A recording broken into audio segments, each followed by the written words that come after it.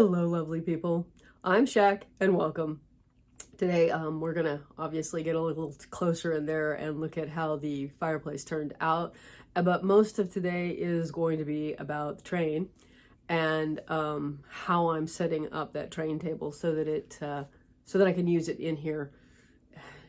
It's I didn't get as much prep work done as I wanted to, but I'm gonna show as much as I can before I have to stop for the day. But let's get a closer look at that.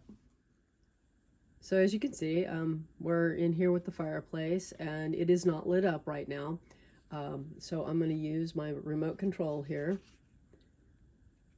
And hopefully, there we go.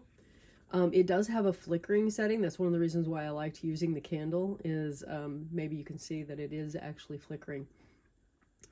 And I'm kind of wishing I'd used a little more red, maybe smaller bits of it in the process of doing the flame part in there, but I don't know. It works out just fine. You know, it's flickering, it's got different colors. It's just that, you know, little things that you just kind of go, maybe I should have done that a little different. I did have to add a black piece of paper on this side glued to the actual battery pack setup so that you couldn't see the wires and the light bulb that are sticking out there. So I did need to completely hide that. I also kind of wish that I had made the grate and the logs just a tiny bit smaller. It would have given me a bit of an easier time to arrange it in there. But the details on the sides and everything, I like the way they've turned out. There you go, a little bit closer in to see those details and how that turned out.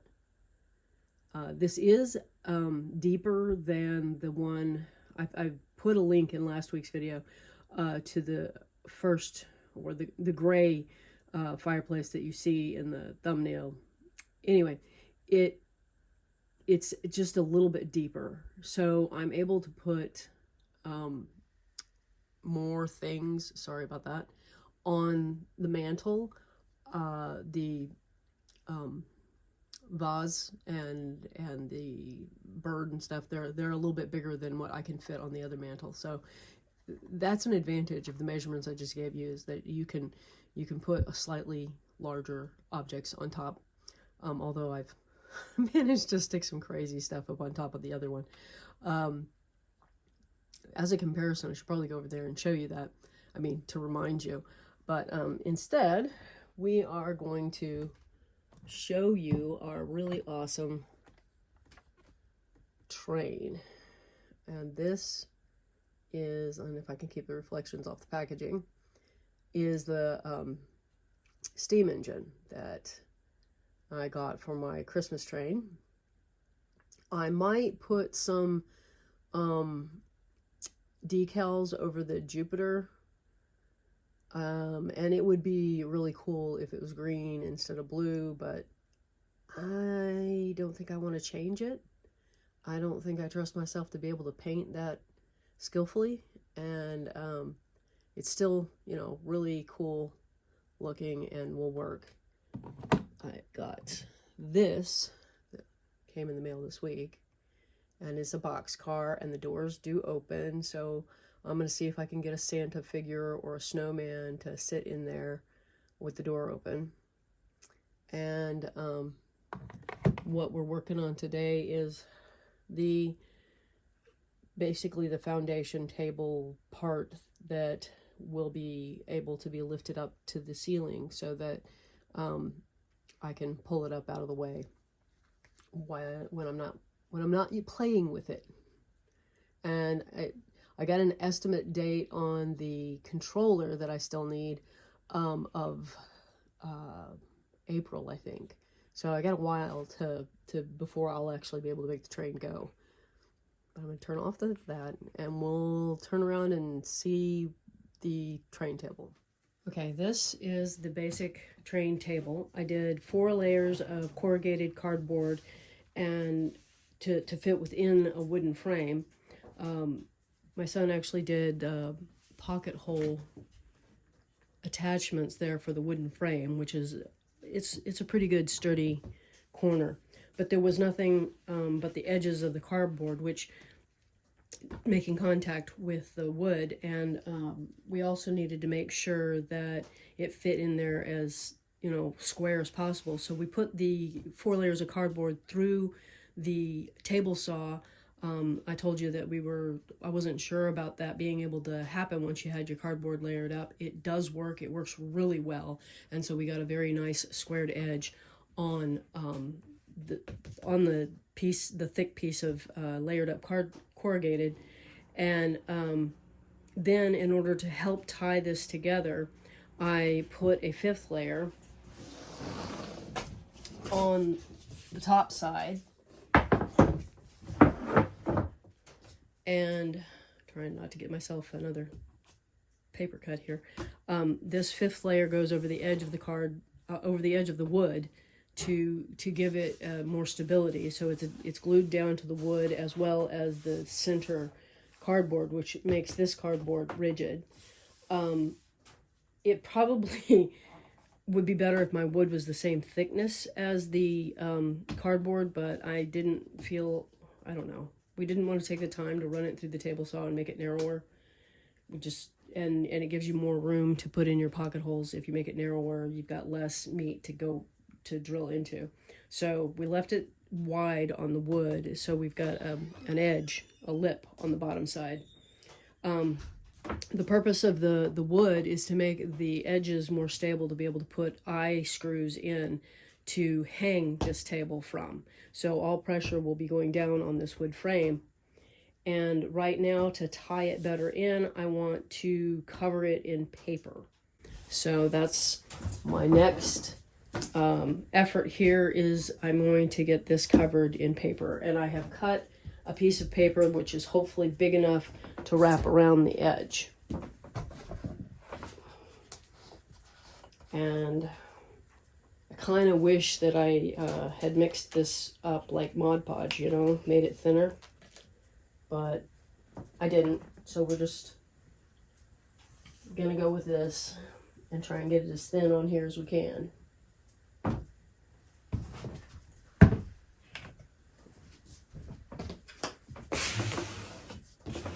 I gotta say, this works better than the brush for getting it thin.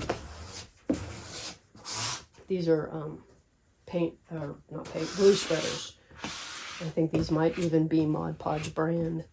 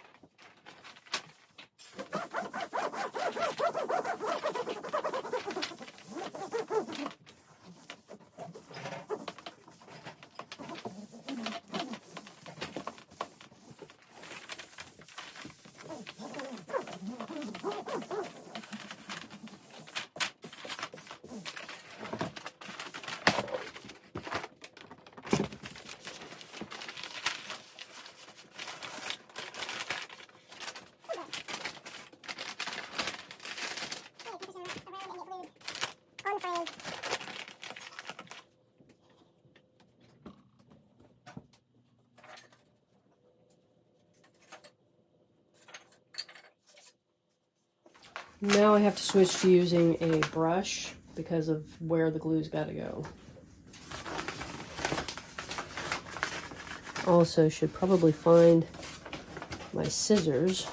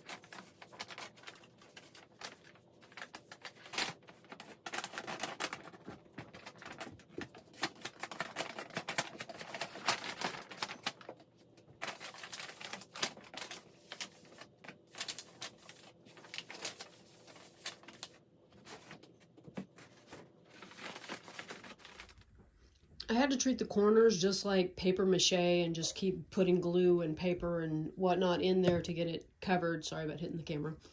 And then I decided to just put a single layer across the bottom because it's what I'm going to look up and see. And I might just use it as a place to stick stickers. I got a load of magnets on my thing, the safe, and on every surface, and a lot of them were stickers to start with. So I need to just start sticking the stickers on this instead of turning them into magnets because my magnet space is filled. Anyway, side note, I guess, I think I'm going to just turn it into a spot to stick stickers. And I might have to go and do a little more reinforcement just along the edges here. Since this is the part right in here that is what holds this together. If it looks like it's too thin or it got, like over, let's see if I can turn that. There is a spot over there that looks like it's got too much glue and went thin, and that means it won't be as strong. So if I just put another layer over the top of it, that'll help with that. Anyway, that's where I'm at on this. Now we have to wait for it to dry. Paper mache is really fascinating in that, you can get it too wet and the paper will tear instead of folding into the space you need it to be in. And so you've got a weak spot, but you can add more glue, the very problem that the very thing that created the problem to begin with, and patch it.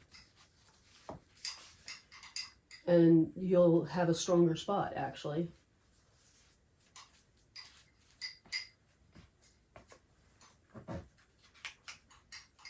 So that's what I'm doing here, is patching the spots where I see that it went thin. and stretched too far and kind of tore instead of tucking itself into the corner. There actually aren't as many spots as I thought maybe there would be. The corners really were the worst.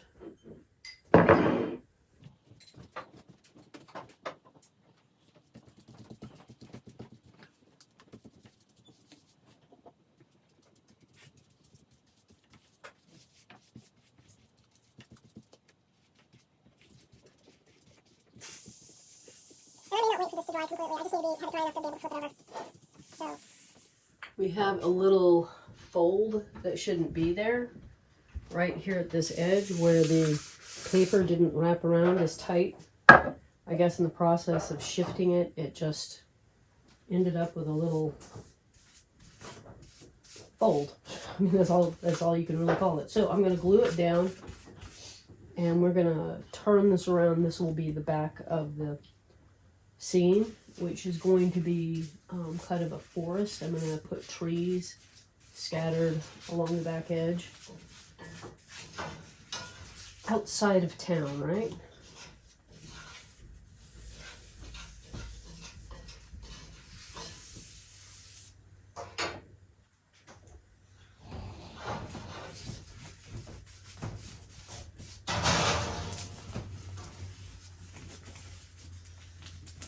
Which will probably get other stuff put on, like fake snow kind of area. We got a little thin here too. Hopefully that'll dry sturdy enough. But here it is in place in front of the window. And one of the things that I realized as I was putting this up here is that I haven't finished around my window, and there are a lot of cobwebs because there's a little bit of a breeze because I haven't finished around my window. And this might motivate me to pull everything out and finish around the window. So you haven't seen the pulleys or anything yet, and I'm a little concerned about putting the eyes drilling into this while the paper's still moist. So I'm going to show you the ceiling.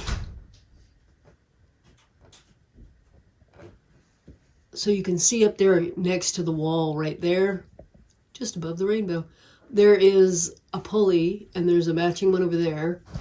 And if we go a little further up, we can see the other two pulleys, and maybe, I'm having a hard time seeing it, there are eyes up there for guiding the lines, and it'll all become more obvious when I get the lines up. But I think this is it for today on the train. I do want to show you something else though, so we'll move to that. This doll is one from my childhood. It's one of the very few dolls from my childhood, and this poor little thing got chewed on by one of the mini strays my brother would bring home. So it's got little teeth marks in its feet, and I think that is what made this seam here weak. So it's actually got pretty open seam there. And I'm trying to figure out a good way to glue it back together. It's even broken right in there too. I'm gonna try applying something over the top, I think, instead of trying to get it totally in. I had some epoxy in here, and it was old epoxy, so that might have been what was wrong, but it popped when I tried to put the doll's leg in. It just popped right back apart. And I obviously was able to get the epoxy out of there. It came right out. So that means that it didn't adhere very well. If you have any suggestions on products that have worked for you to glue this kind of plastic back together, this is a knockoff of the, which was a branded doll that drank and wet, and I cannot right now remember what she was, but this was a fake. And this imperfection here, I used to put baby Band-Aids on it when I was little. It's just an imperfection in the mold, and she of course has damage, like she lost a pinky to that dog. I am actually really surprised he didn't do more damage to the face. There is a couple of scuff marks, but anyway, I would love to be able to get this back together. I had for years just a piece of tape so that the legs wouldn't fall out. But I would like to glue it back so that so first of all, so that there's not the piece of tape there. But if I have to go back to tape, I have to go back to tape. But I'm going to try one more epoxy, I think, and see if it works. And I'll let you know. And there was another project. I posted about this on Facebook and Instagram, I think. This is a Helen Kish. It was a doll of many lands. And I took her wig off. And they had a body that was strung. See, she's got green here and oil. And yeah, I put the oil trying to get this piece out. But her ears were greening, and the earrings actually broke off. Part of it was left inside her head. But there's a piece that the string went through, and I cut it off, but I did manage to get this screw threaded into it. And when I heat up her head again, I'm going to try and get this piece out. If I don't get the piece out, it's not a big deal. It just means that she kind of rattles whenever she moves her head. But I've got a body ordered, and hopefully she'll have joints when the body comes in. I know it's not going to be soon. It's probably in February sometime. Anyway, that's another project I've got going on, trying to make the doll more playable for me. I really love the Helen Kish face. And get her up out of the sunlight. Can you see her? I don't know if that's coming through or not. But I really love the Helen Kish face, and I would like to have her on a doll that I would actually play with. I did not like the Pleasant Company body that they put her on. It was display only, really, and not playable. So that's projects ongoing long term. And the sweater that I told you about, the sweater vest, I did finish it, but I don't like it. So eventually I'll have to take it back apart, but it's not going to happen for a bit because I started socks, and I know me, I have to finish those socks or they'll get set aside and forgotten. So finish the socks, then I can go back and do the sweater. Anybody else have that problem? Or if you don't finish it after, yeah, it just doesn't get finished. Fortunately, the train has been a long-term desire to work on that. And I'll probably do some train and then we'll get back in the cardboard dollhouse, because I think I've figured out how I want to do the shelves and stuff in there. So we'll probably go back to that next week. And I hope that you have a delightful day and a wonderful week, and I will see you in the next one. Bye-bye. As I was just editing the video, I realized I did not really give any insight into the overall plan. So this is going to be a Christmas town, Christmas tree train, and I don't have any actual buildings, so I'll have to come up with buildings. I've got some printable ones that I might end up using, except for my Mudwood Cottage store shop with the truck is movable, and the house over both of those are actually too large a scale for the train. They're 144th scale, and the train is 160th scale. So I might fudge, like that's the giant mansion. It is a giant mansion to start with, but it's an even more gigantic mansion.